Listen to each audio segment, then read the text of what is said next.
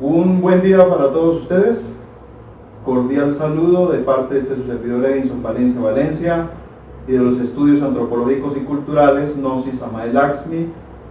Como se los tenía prometido a cada uno de ustedes y por eso están aquí acompañándonos nuevamente. Vamos a hacer un estudio rápido, cierto, preciso, en relación a una extraordinaria lámina, a una extraordinaria pintura que ustedes ya conocen, se encuentra en internet, y quiero referirme a la extraordinaria pintura conocida como la gran obra del gran pintor Geoffroy Bochart, este gran maestro europeo de la pintura esotérica, de la pintura ocultista, la cual cada uno de ustedes pueden buscar y realmente poder interpretar, porque los maestros, pues eso es lo que nos han dejado, una gran información para nosotros poder interpretar estas extraordinarias pinturas, conocer su significado ocultista, esotérico, y pues de hecho la gran obra es una de esas pinturas que el gran Geoffroy Bochart, que pues si ustedes investigan incluso más o menos ya en el año de 1998, fallece y nos deja pues ese legado extraordinario esotérico a través de las maravillosas pinturas que él dejó. También lo que nosotros vamos a explicar son informaciones que hay en relación a la interpretación de esta maravillosa pintura, como son cada una de las 12 láminas zodiacales que este gran pintor también expone, que también dejó para toda la humanidad. Realmente es algo extraordinario. Entonces, bueno, sin más preámbulo, porque el tiempo es oro, vamos a analizar esto. Tenemos aquí la maravillosa y extraordinaria pintura, la gran obra, la cual pues de hecho tiene un significado profundamente maravilloso, profundamente esotérico, ocultista, y que cada uno de nosotros necesitamos pues aprender, interpretar, conocer, porque pues de hecho aquí hay gnosis, aquí hay conocimiento, hay sabiduría en esta maravillosa pintura, y vamos a empezar a hacer pues de hecho una interpretación con ella. Fíjense ustedes que esta pintura se divide en tres partes. Ustedes pueden ver aquí un centro de la pintura, vemos el lado derecho, ¿cierto?, de cada uno de ustedes a nivel de la pintura, vemos el lado izquierdo de la pintura que también pueden ustedes observar, y esta pintura maravillosa, pues de hecho tiene unos significados que vamos a empezar a estudiarlos desde la parte inferior de la lámina, o la superficie inferior de la lámina, en la siguiente forma. Aquí en la parte inferior, como ustedes pueden ver, se encuentra una cantidad de elementos, ¿cierto? Una cantidad de formas animalescas, y estas formas animalescas que los maestros nos dicen, aparece el gordito de la gula, aparece una forma de camaleón que ha sido representado como la mentira, hay un rostro grande en esta parte de acá, que los maestros dicen representativo a la ira, representativo al odio, a la rabia, a la cólera. De hecho, por aquí tenemos otros elementos psíquicos, desnudos, semidesnudos, elementos que están representando, pues de hecho la lujuria, que están representando una cantidad de yoes como la pereza, la mala voluntad, y todos estos elementos psíquicos inhumanos, pues de hecho están dentro de unas cavernas, se encuentran dentro de unos agujeros que pues de hecho en la parte del estudio psicológico esos elementos se encuentran en las cavernas psicológicas de nosotros, se encuentran en la parte diríamos inconsciente de nosotros, en el subconsciente de nosotros, en lo que el venerable maestro llama esos 49 regiones, esas 49 cavernas subconscientes de cada uno de nosotros. Ahora fíjense ustedes que aparte de esto, tenemos nosotros, aquí en esta misma área, encontramos nosotros la presencia del mono, del orangután, ¿cierto? El cual, pues los grandes maestros no lo ven como un individuo en evolución, ¿cierto?, en las especies para convertirse en hombre, sino que ellos lo ven como el individuo que está representando, pues, aquel ser intelectual, aquel individuo que se cree realmente hombre, pero que no es hombre, porque mientras tenga toda esa formación psicológica animalesca, diabólica, egoica, pues de hecho este individuo no podrá ser esa persona que se cree, ¿no? Un ser realmente evolutivo, un ser realmente espiritual, porque realmente todavía conserva esa constitución de animal, ¿no? En este caso, pues del chimpancé, del orangután, del mono. Por otra parte, fíjense ustedes que un poco más allá encontramos la presencia de un hombre y de una mujer, pero ese hombre y esa mujer que están penetrando a un templo, a este templo que ustedes pueden ver acá, ellos están penetrando a ese templo, pero hay algo curioso.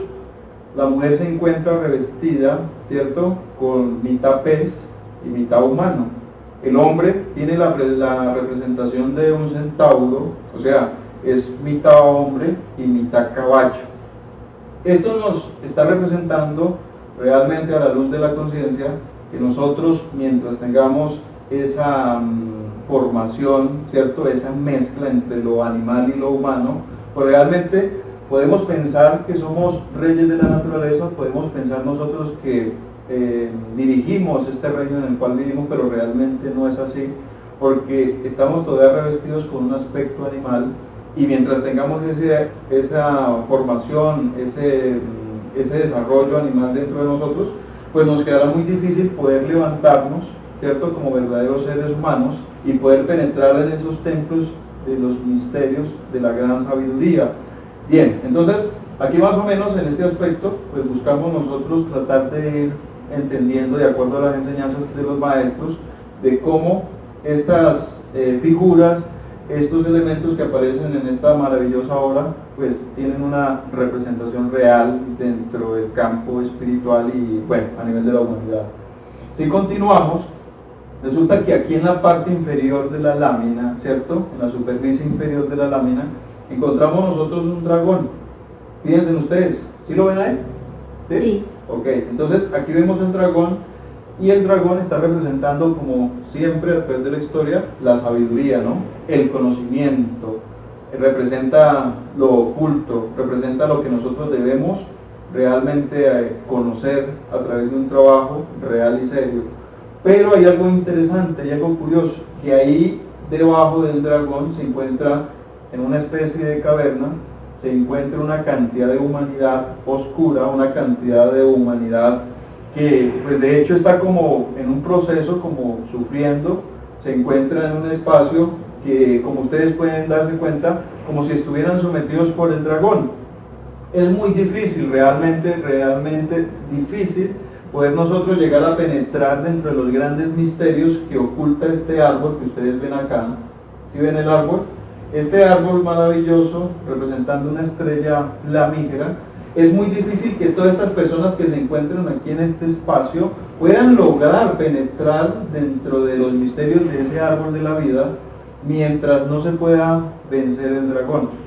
La sabiduría antigua nos dice que siempre los grandes misterios han estado protegidos por un dragón que emana fuego, ¿no? Pero que quien pueda vencer el dragón, quien pueda derrotar el dragón, pues adquirirá la sabiduría, adquirirá el conocimiento, y de esa manera podrá penetrar dentro de los misterios del árbol de la vida. Aquí hay algo realmente maravilloso para poder nosotros entender, porque esto tiene sabiduría, esto tiene conocimiento. Mientras el ser humano no sea la tarea de buscar los misterios reales de la divinidad, los misterios de los tres factores de revolución de conciencia, pues le quedará muy difícil poder escalonar el árbol de la vida. Ahora fíjense ustedes algo aquí interesante. Si seguimos escalonando, nos daremos cuenta nosotros que hay un árbol, y en ese árbol hay raíces, y se encuentra en la base del árbol una mujer sentada. Esa mujer está representando la bendita madre de Kundalini, lo que el venerable habla en sus enseñanzas como aquella serpiente que se encuentra 3 veces y media enroscada en el hueso sacro, en el hueso coxígeo, esperando ser despertada. Esa mujer tiene en sus manos un cáliz, ¿cierto? Y ese cáliz representativo al agua de la vida, a los misterios de las energías genésicas creadoras. Pero hay algo curioso, hay algo maravilloso aquí. Fíjense ustedes que ella se encuentra en la base del árbol, pero en esa base del árbol hallamos nosotros, pues de hecho, 4 raíces gigantes. Esas 4 raíces gigantes están representando aquellos 4 pilares en los que se presenta la gnosis, los que representan la sagrada gnosis en esta época, como lo es la ciencia, el arte, la filosofía, la religión, Realmente son los 4 pilares del saber por excelencia y están en la base del árbol, ¿sí? Son la base que sostienen el árbol de la sabiduría. Si continuamos, después de la representación de la bendita Madre Kundalini, de la representación de esa Madre Divina Espiritual de cada uno de nosotros, un poco más arriba de ella se encuentra el arquero. El arquero que está pues apuntando con su flecha, ¿cierto? Con su arco, está apuntando a lo más alto del árbol, que es pues el triángulo supremo. Pero aquí hay algo interesante, hay algo maravilloso acá. Esa representación del árbol y de ese triángulo y de ese arquero no es más ni menos que el arquero que trabaja en los misterios del sexo, que trabaja con los misterios de la alquimia, ya que el arco es una representación femenina y la flecha es una representación masculina. O sea, para poder llegar a lo más elevado del arco se tiene que trabajar con los misterios del sexo, ¿no? Con los misterios de la alquimia sexual. Ahora, piensen ustedes que enrollando, ¿cierto?, el árbol se encuentra una serpiente. Esa serpiente es la famosa cobra sagrada, la serpiente ígnea, como dice el maestro de los mágicos poderes, que al despertar en la base del árbol asciende por el árbol mismo hacia arriba en búsqueda de una flor de loto que hay en la parte superior del árbol. Esa flor de loto ha sido representada como la flor de loto de los 1000 pétalos. No es más ni menos que la glándula pineal que se encuentra en la parte superior de nuestro cerebro, aquella glándula que está representada con el aura, que está representada pues con aquella majestad que desarrollan los santos en la parte superior de su cabeza, con los poderes, con el ojo que todo lo ve, ¿cierto? Entonces, esta maravillosa flor de loto se despierta cuando la serpiente ígnea de los mágicos poderes sube a la parte más alta de nuestra columna, cuando llega a nuestro cerebro. Entonces despierta toda una cantidad de poderes ocultos extraordinarios, de los cuales nos hablan los grandes maestros, dentro de ellos el maestro Samael, ¿no? Ahora fíjense ustedes, si continuamos, después de la maravillosa flor de loto de los 1000 pétalos que está en la parte superior, la cual despierta la serpiente, entonces encontramos nosotros, ¿esto cómo se llamaría? ¿Qué dicen ustedes? La rueda del samsara. Esto se conoce como la rueda de samsara. Entonces resulta que la rueda del samsara, ella que representa la dualidad, lo que sube, lo que baja, lo que evoluciona, lo que involuciona, muertes, nacimientos, día, noche, sol, luna, hombre, mujer, ¿cierto? El yin yang de los misterios, así es el yin yang. Entonces, ese yin yang se encuentra rodeado de unas llamas de fuego ardiente. El venerable nos habla que para poder uno liberarse de la rueda fatídica del samsara, de la evolución y la evolución, es mediante el trabajo del fuego, mediante el trabajo de la castidad, de la transmutación de las energías. Y así nos lo han demostrado los grandes maestros. Ahora piensen ustedes que posteriormente a esa llama ardiente se encuentra un fénix, y el fénix es la representación de aquel individuo que resurge dentro de sus propias cenizas, o sea, que se hace más gloriosa, más grande, más poderosa que antes, pero no es más ni menos que la representación de ese Cristo interior, del iniciado que está creciendo, que se está evolucionando en su parte espiritual.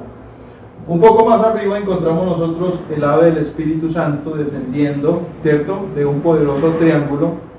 Esa paloma sagrada, ese Espíritu Santo maravilloso, tengan en cuenta ustedes que ese Espíritu Santo desciende del triángulo que está representando las 3 fuerzas primarias de la creación, que sería el Padre, el Hijo, el Espíritu Santo, ¿cierto? Y esas 3 fuerzas primarias de la creación maravillosa realmente son la causa de todo lo que es, de todo lo que ha sido y de todo lo que será. Ahora fíjense ustedes que hay algo interesante acá. Ese triángulo es el famoso triamasicano. Ese triángulo es la causa causolum de todo lo que existe, de todo lo que es, de nuestra propia creación, de las creaciones que hay en el universo, que hay en la naturaleza, ¿cierto? Pero encima del triángulo extraordinario encontramos nosotros, antes de continuar más arriba del triángulo, encontramos nosotros el famoso ojo que todo lo ve. El famoso ojo, o el ojo de Horus, ¿cierto? el ojo que ve lo que nosotros pensamos que no se ve, pero que lo ve realmente todo, desde la creación universal hasta las creaciones humanas, ¿cierto?, de la naturaleza. Ahí tenemos ese famoso ojo que están en los billetes de dólar que usan los Estados Unidos, que es un símbolo extraordinario que está, pues de hecho, en aquellas pinturas jeroglíficos de los egipcios, que lo podemos hallar nosotros en toda una cantidad de informaciones ocultistas esotéricas, el famoso ojo que todo lo ve, y aquí lo vemos pues de hecho en el centro del triángulo, ¿no? Ahora fíjense ustedes que encima de ese triángulo hallamos nosotros un cono o una corona.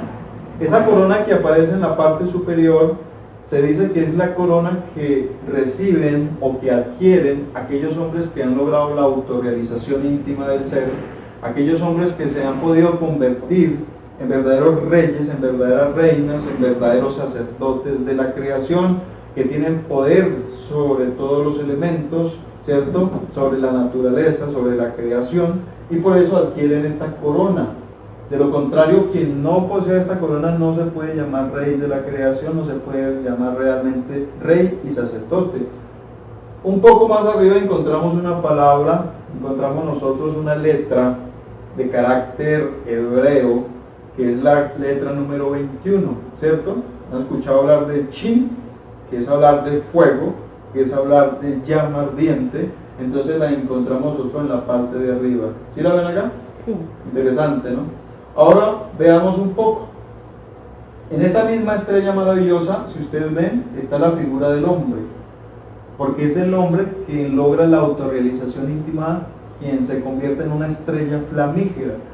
Pero hay algo interesante, aparte de todo el fuego ardiente que le rodea a esta figura, encontramos nosotros 4 elementos de la naturaleza. Encontramos aquí el toro, ¿cierto? Encontramos el toro representando el elemento tierra, encontramos el león representando el elemento fuego, encontramos nosotros el águila representando al aire, ¿cierto?, en la creación, y encontramos la figura humana que está representando al hombre, ¿no?, al hombre o a la mujer, a la humanidad. Entonces, al elemento agua. Y es a su vez el elemento agua. Entonces, ¿qué sucede con esto? Que ahí tenemos los 4 elementos de la naturaleza. Ahora que hay algo muy interesante, aparte de los elementos, encontramos en el árbol 12 frutos dorados. Estos 12 frutos dorados están representando los 12 sentidos de percepción, 7 de percepción interna y 5 sentidos de percepción externa, o sea, nuestros 5 sentidos físicos y 7 sentidos internos. Tenemos la evidencia, la polividencia, el oído oculto, el poder del verbo mágico, la intuición, la telepatía, el recuerdo de las vidas anteriores y la capacidad de poder hacer desdoblamientos conscientes en cuerpo astral. O sea, tenemos toda una cantidad maravillosa de poderes ocultos en ese árbol de la vida, en los 12 frutos que se despiertan o se desarrollan a medida que se va logrando ese camino iniciático, espiritual. Bueno, vamos a salirnos un poco del árbol y saltemos un poco más allá. Si vemos acá, o veamos un poco en la parte de arriba, así como ustedes veían en la parte inferior del árbol una humanidad que está sometida por el dragón, por Lucifer, por la tentación, en la parte de arriba hay una cantidad de humanidad, ¿cierto? Están como en la nebulosa, se encuentran alrededor de la estrella flamígera, y esta humanidad pues de hecho es una humanidad que está pues como perdida. Sin embargo, creen que saben, porque dentro de esa humanidad se encuentra toda una cantidad de individuos, ¿cierto?, pseudo espirituales, individuos intelectuales, gente que hoy vemos muy preparada, gente que estudia, que conoce, gente que tal vez no conoce sobre la sabiduría, pero que también está ahí dentro de esa humanidad. Podemos llegar a estar incluso nosotros también. Y hay algo interesante, todos ellos miran con asombro a ese gran maestro, a ese ser autorrealizado, a ese ser Cristo, lo miran con asombro, lo miran muchos con desprecio, lo miran otros pues con admiración, otros lo miran con terror, porque realmente a los seres cristificados a través de la historia siempre se les ha observado, se les ha mirado de esa manera. ¿cierto? Como alguien terrible, como alguien perverso, como un individuo difícil de poder alcanzar, difícil de comprender. Eso lo han hecho con todos los grandes maestros. Ahí tenemos a Buda, tenemos a Krishna, tenemos al maestro Yeshua Pandirat, al Cristo.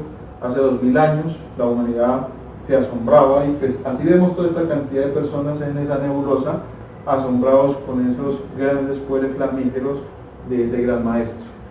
Ahora veamos que en la parte inferior, al lado derecho, ¿cierto? Al lado derecho, ustedes pueden ver algo importante.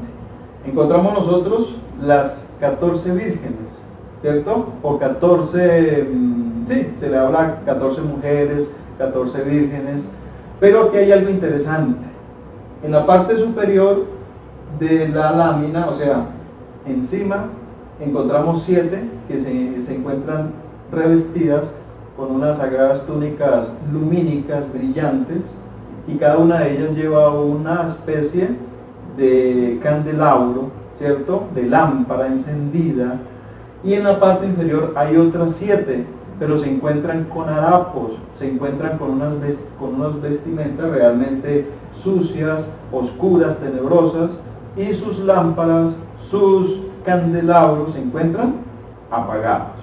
Entonces vamos a entender este aspecto porque la Sagrada Escritura, si no estoy mal en Mateo, vamos a leerlo, nos explica sobre esas 10 vírgenes que nuestro Señor Cristo enseñaba como parábola, ¿no? ¿Qué dice? Mateo 25, 1-13. Entonces el reino de los cielos será semejante a 10 vírgenes que tomando sus lámparas salieron a recibir al esposo. 5 de ellas eran prudentes y 5 insensatas. Las insensatas tomaron sus lámparas, no tomaron consigo aceite. Mas las prudentes tomaron aceite en sus vasijas juntamente con sus lámparas. Y tardándose el esposo, cabecearon todas y se durmieron. Y a la medianoche se oyó un clamor: aquí viene el esposo, salid a recibirle. Entonces todas aquellas vírgenes se levantaron y arreglaron sus lámparas.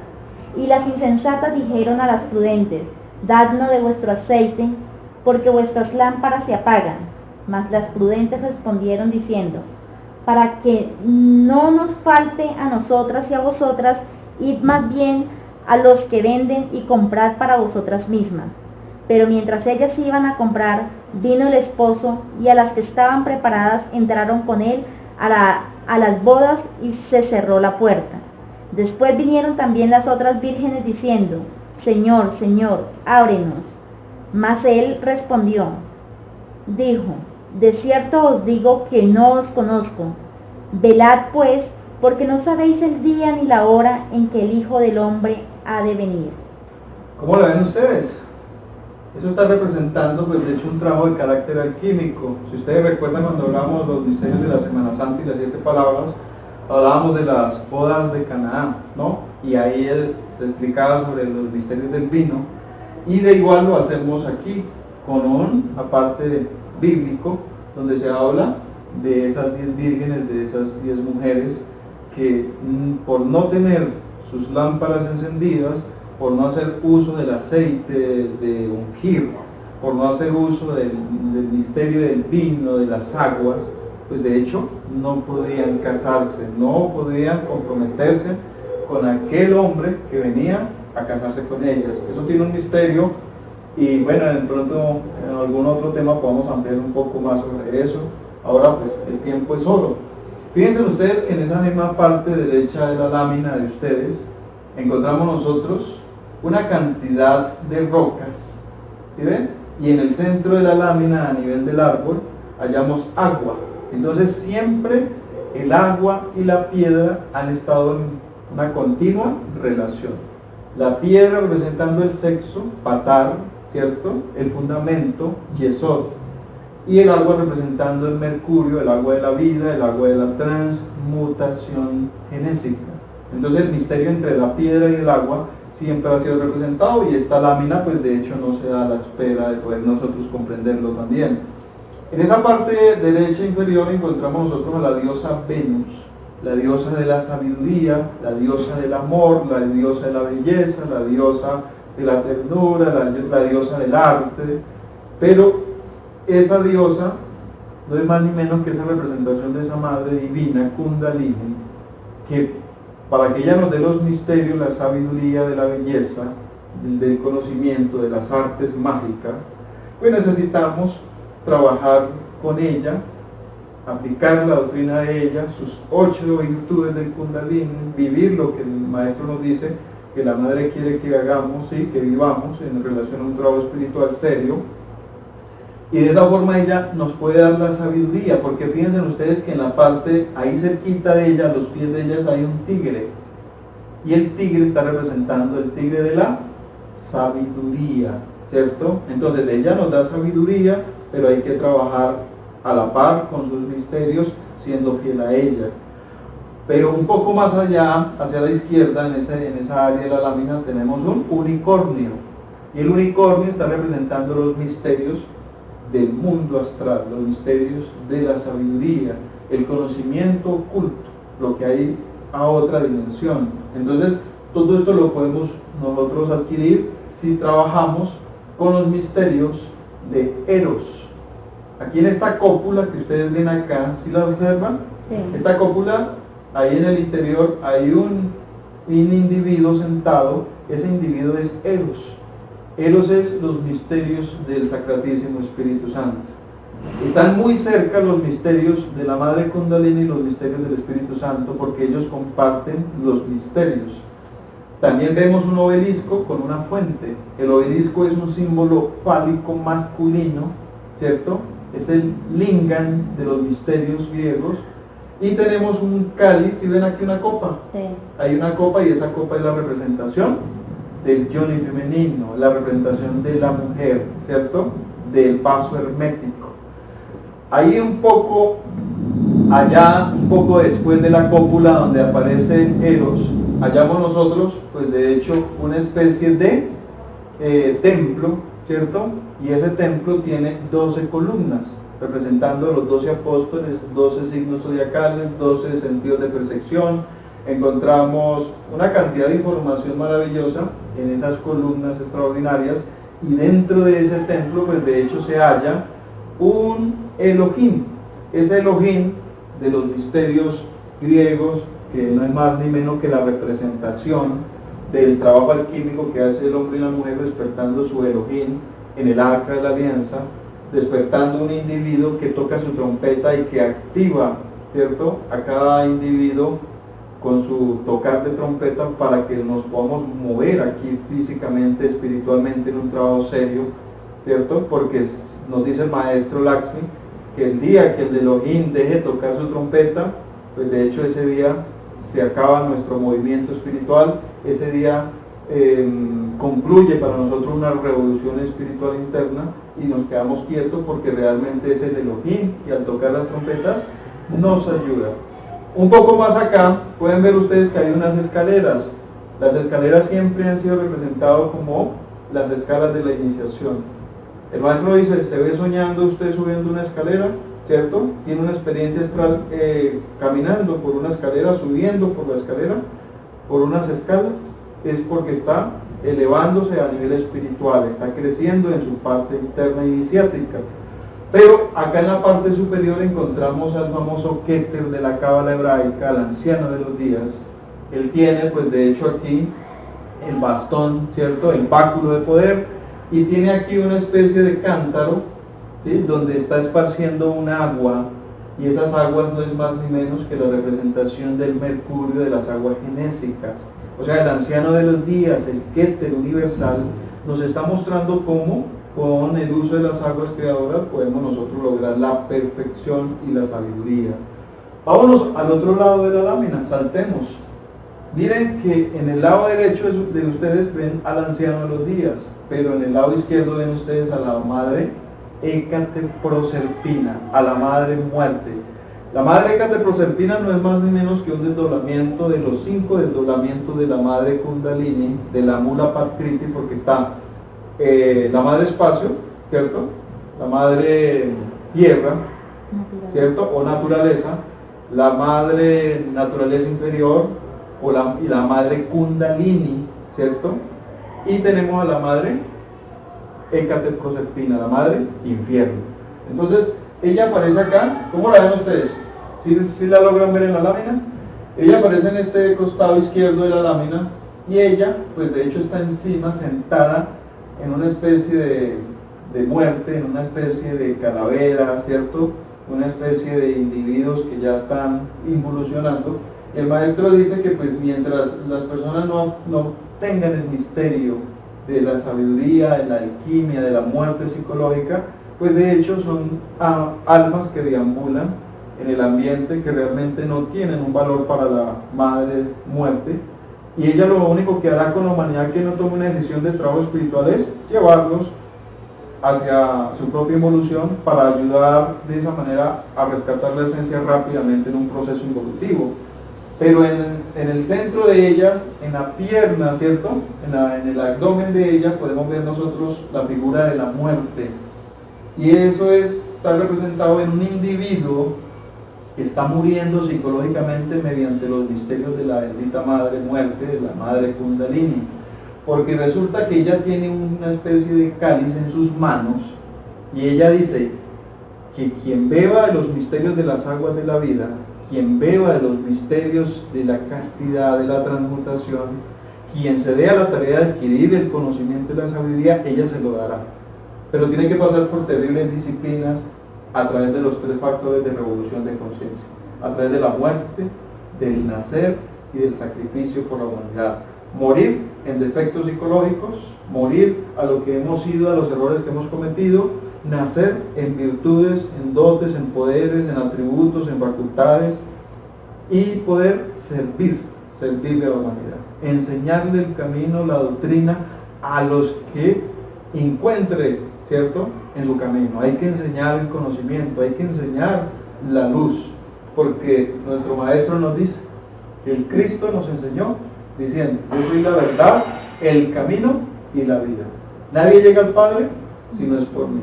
También vemos que el Padre nos enseña, ¿cierto? Busca la verdad y ella os hará libre. Entonces, la verdad está en los misterios de la bendita Madre. Ella nos ayuda, nos regenera, nos transforma o nos lleva a la involución, porque ella lo que quiere es ayudarnos. ¿Ok? Ahora fíjense ustedes, debajo de ella vemos nosotros el carruaje, ¿cierto?, del guerrero. Ese carruaje extraordinario, pues de hecho tiene un aguijón, el aguijón del escorpión, que si nos descuidamos en los misterios, en el trabajo alquímico, pues ahí nos pica y puede venir el peligro, la caída, la involución. Pero este guerrero lleva unos caballos, ¿cierto?, alados, van adelante, porque incluso el maestro dice que el ser ante esos grandes maestros, ante esos grandes iniciados, autorrealizados, se presenta en ese carruaje, se representa en ese carro de la guerra, que está representando los 4 cuerpos, ¿cierto?, los cuerpos de percepción interna, que está representando, pues de hecho, todos esos poderes divinales y sagrados, y llega ante el iniciado en ese carruaje. Pero resulta que es que este carruaje también está representando a ese gran maestro que desciende a los infiernos a ayudar a sacar a esas personas, a esas almas, y especialmente ayudarnos a nosotros. Esa es la misión de nuestro ser, rescatarnos del infierno en el que nos encontramos. Fíjense ustedes que un poco más abajo en la lámina hallamos nosotros el caballo Pegaso, ¿cierto?, el caballo alado. Ese caballo Pegaso, caballo alado, representando al espíritu que quiere liberarse, representando al astral, representando nuestra conciencia astral, pues de hecho no puede salir de esas oscuridades, no puede elevarse, sublevarse, porque nosotros no nos hemos dado a la tarea de hacer un trabajo realmente serio, no nos hemos dado la tarea de trabajar en ese aspecto que el maestro nos enseña, como es la doctrina del quinto evangelio aplicable, ¿no?, vivida en cada uno de nosotros. Pero bueno, ese Pegaso quiere salir, quiere liberarse, quiere crecer, quiere triunfar, quiere abrirse paso, pero nosotros necesitamos hacerlo para que esto se pueda dar, ya que todos nosotros tenemos nuestro espíritu y nuestro Pegaso interior. Aquí hay algo maravilloso. Encontramos nosotros una biblioteca. ¿Sí la ven ustedes? Sí. Esta biblioteca en la parte superior tiene un reloj, y el reloj siempre ha sido representativo que no hay tiempo para perder. Nosotros, nos dice el maestro, si usted se sueña con un reloj, siempre trate de interpretar la hora que viste en ese reloj en el sueño, porque ese reloj está diciéndote un número, una letra, un símbolo cabalístico, un símbolo ocultista, una hora que se representa o se relaciona con tu propio trabajo espiritual. Entonces hay que tener en cuenta siempre el reloj, ¿no? Debajo del reloj hay dos figuras, como dos especies de rostros, y son dos rostros muy parecidos que se miran uno al otro, representando una dualidad. ¿Sí? Nosotros no nos podemos dejar absorber del tiempo, porque el tiempo pasa, y como dice el dicho vulgar, el tiempo perdido, los santos lo lloran. Entonces nosotros tenemos que aprovechar el tiempo que se nos ha dado para poder hacer algo a nivel espiritual. En la parte inferior de esa, o en el centro de esa biblioteca hay una especie de cáliz, ¿cierto? Una especie de jarrón, ¿sí? Como de ánfora, donde se guarda líquido sagrado. Y en la parte inferior hallamos nosotros una cantidad de libros, una cantidad de obras. Entonces nosotros tenemos que darnos la tarea de estudiar las obras. Tenemos mucha documentación, muchas obras. En esta época el quinto evangelio, el quinto mensaje, el quinto evangelista, la quinta sabiduría, el quinto logos, entregando su doctrina, entregando su biblioteca, su sabiduría para todos nosotros, y la tenemos gratis en internet, la tenemos en obras, en libros, en cassettes, en videos, y realmente es necesario estudiarla.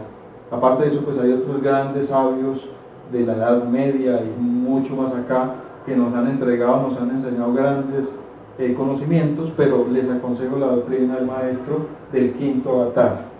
Ahora vean ustedes que aquí tenemos la figura del dios Mercurio, ¿no? Y la figura del dios Mercurio, pues él se encuentra con su mano izquierda señalando lo más alto, arriba, el cielo, las dimensiones superiores.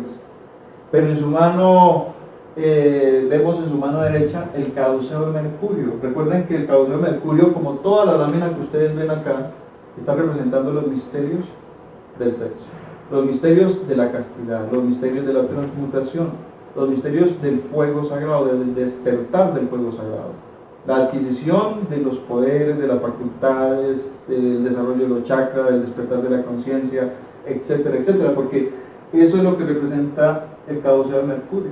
Y del Pingalá, subiendo por la columna, abriendo puertas, espacios, para que pueda subir la cobra sagrada de los grandes misterios.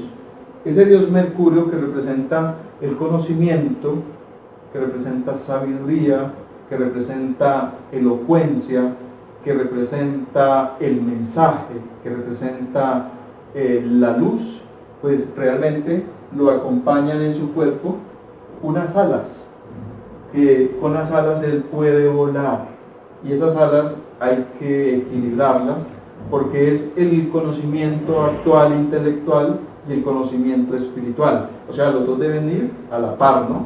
De la mano.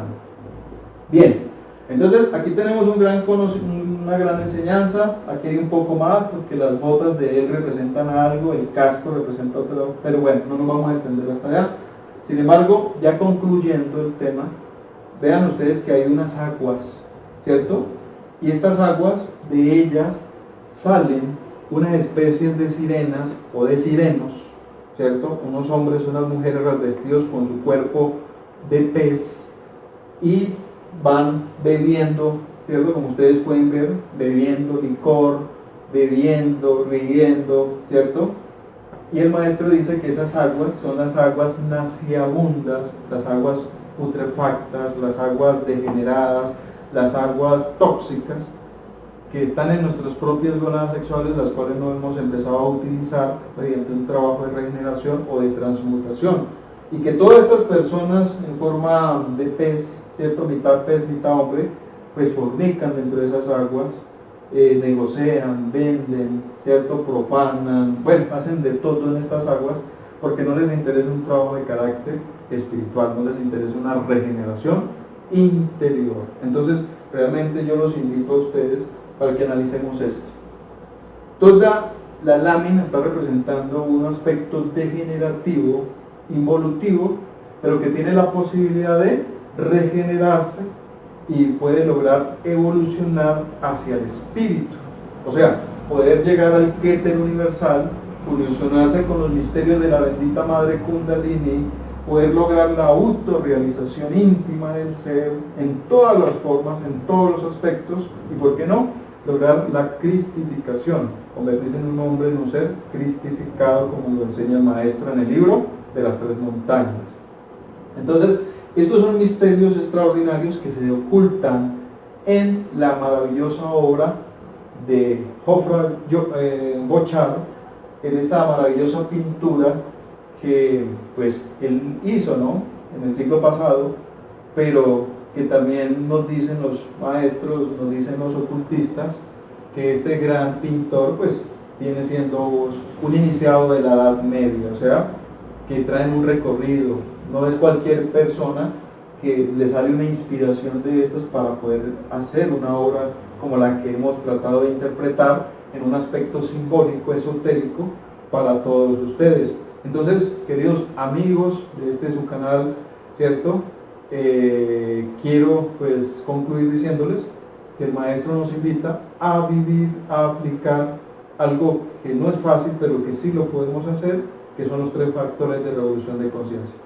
Para poder lograr todo esto, hay que morir, ¿cierto?, a lo que hemos sido, hay que nacer a lo que nos falta, porque realmente nos hace falta muchas virtudes, nos hace falta muchos dotes, nos hace falta muchas cualidades espirituales y nos sobra pues errores por montones. Eso hay que eliminarlo, adquirir lo que necesitamos y poder sacrificarnos con amor por nuestra propia obra espiritual, por un trabajo de regeneración interna y poder servirle a la humanidad llevando el mensaje, llevando el conocimiento, llevando la doctrina. Entonces, concluyo con estas palabras diciéndoles a ustedes que compartan mis videos a quien le pueda servir y cualquier inquietud que ustedes tengan y que nosotros se la podamos explicar, pues para eso nos pueden escribir, como lo hacen muchas personas, y les agradecemos por estar siempre atentos a cada uno de mis videos de este su canal,